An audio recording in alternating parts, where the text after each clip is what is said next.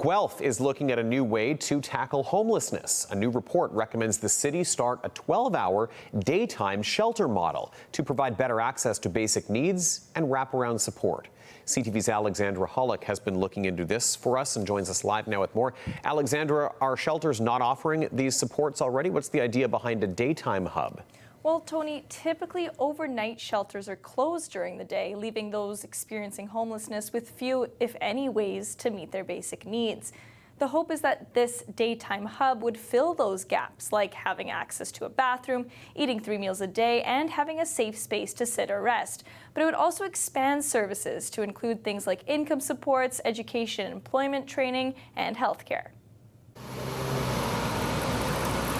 For those living on the street, some basic needs may be out of reach, especially during the day, be it a bathroom, meals, or simply a safe space. When you're limited in your finances, what can you access and what can you do? The City of Guelph is looking to do something to change that.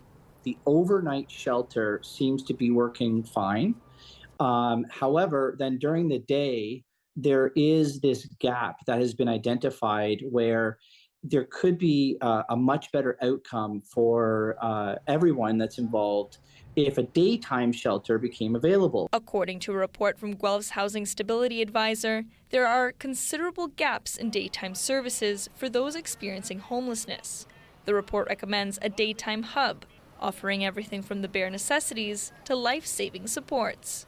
Housing, food security, health, other connections that people might be looking for. While the report may be new, the idea isn't. It's something Royal City Mission has been working towards for years.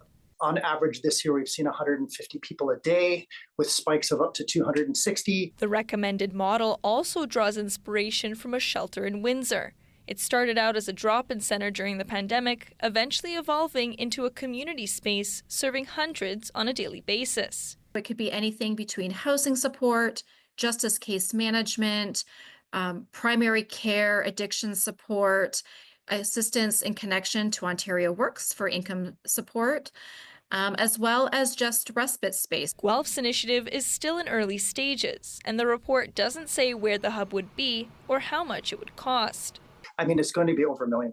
That's the reality. But if it'll help fill the gaps and provide people with stability, the price may be right. We don't want people to be caught in a cycle of just going to an overnight shelter over and over and over again.